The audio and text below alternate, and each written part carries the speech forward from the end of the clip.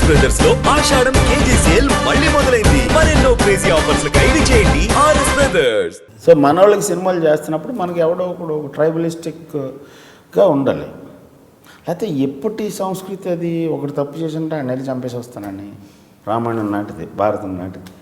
ఇవాళ ఒక civilised society ఉంది, ఒక సిస్టమ్ పెట్టుకున్నాం, ఒక కాన్స్టిట్యూషన్ పెట్టుకున్నాం, దీనికి ఒక జ్యుడిషియరీ సిస్టమ్ ఉంది. వాళ్ళంతా ఆలోచించాలి. అది కరెక్ట్గా జరుగుతుందా లేదా అనేది వేరే విషయం. బట్ మన సినిమాలు మాత్రం ఇవాళకి ఆ ట్రైబలిస్టిక్ స్టేజ్లోనే ఉంది. హీరో 300 మందిని చంపేస్తాడు. ఎందుకు చంపుతాడు? వాడు క్రిమినలా, హైర్ అసాసినా, ఎవడాడు?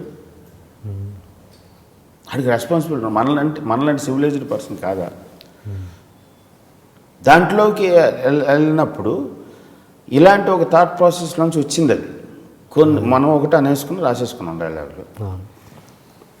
ఎవరో ఒక అతను ఇది అంటే బాగుంటుంది కదా, ఇక్కడ నాకు నచ్చింది, ఇప్పుడు నేను ఎలా ఎక్నాలజీ చేయాలి దాన్ని?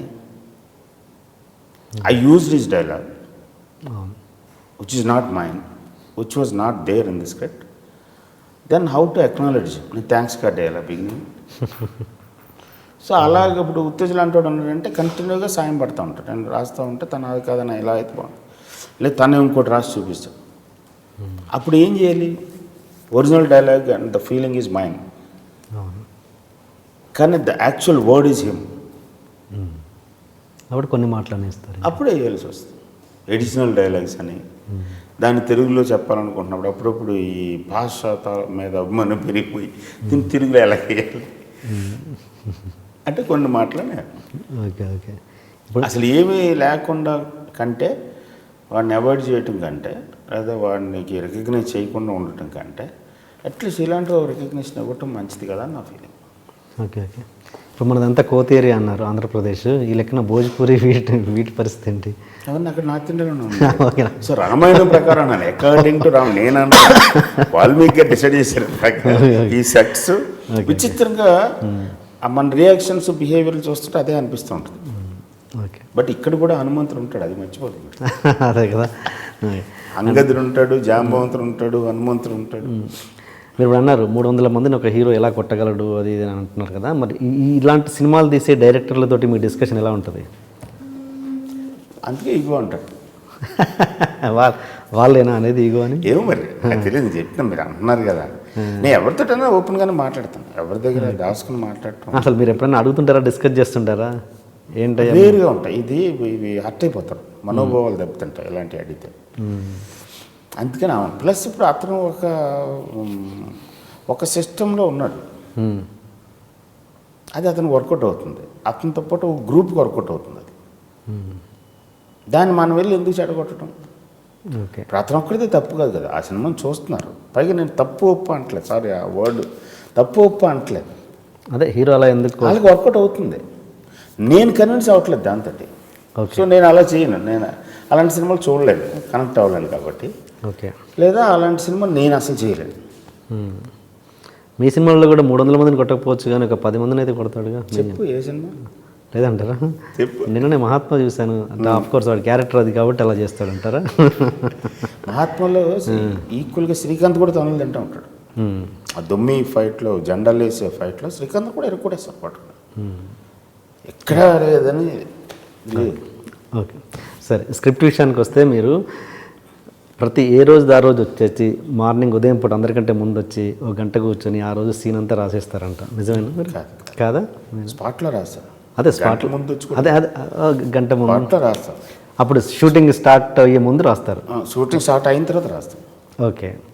షార్ట్ చెప్పి రాస్తాం, షార్ట్ జరుగుతుంటే రాస్తాం.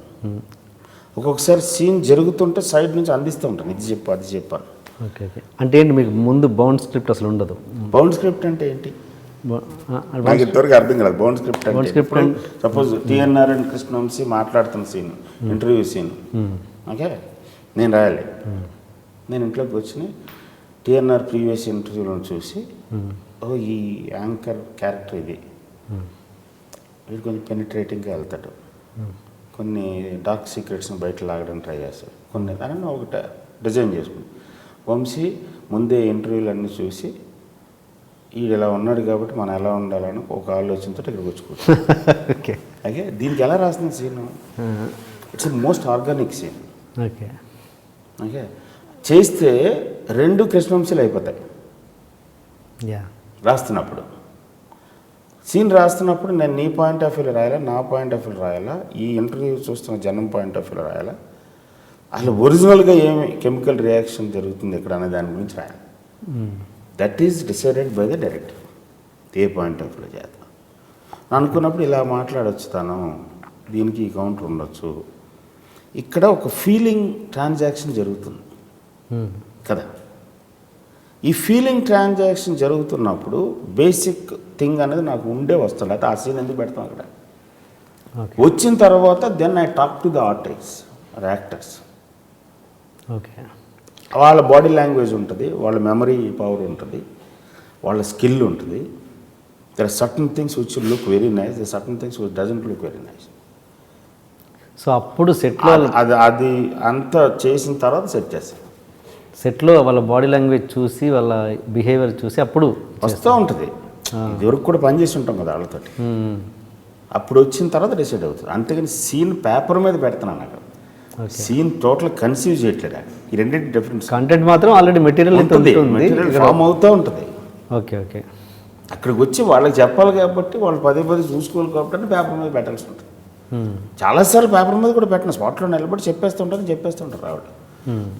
ఇప్పుడు ఫర్ ఎగ్జాంపుల్ మురారిలో ఆ నైట్ లక్ష్మి గారు బాధపడే సీన్ సడన్గా 6:30కో 7 o'clock ప్యాకప్ చేసిపోయే ముందు టక్కుమంటే ఐడియా వచ్చింది ఇవిడిది అని. ఆ ఇల్లు అమ్మ ఒక 2 hours యాక్షన్ చేద్దాం, ఓకేనా, ఏంటి వేసినా ఇది ఇలా అనుకుంటున్నాను అంతా అన్న రెడీ అన్న ట్రాక్ ట్రాలీ అందరికి చెప్పేసి ఆ లైటింగ్ చేస్తూ ఉంటే చెప్పాను ఓకే ఇది ఓకేనా, ఇలా చెప్పను.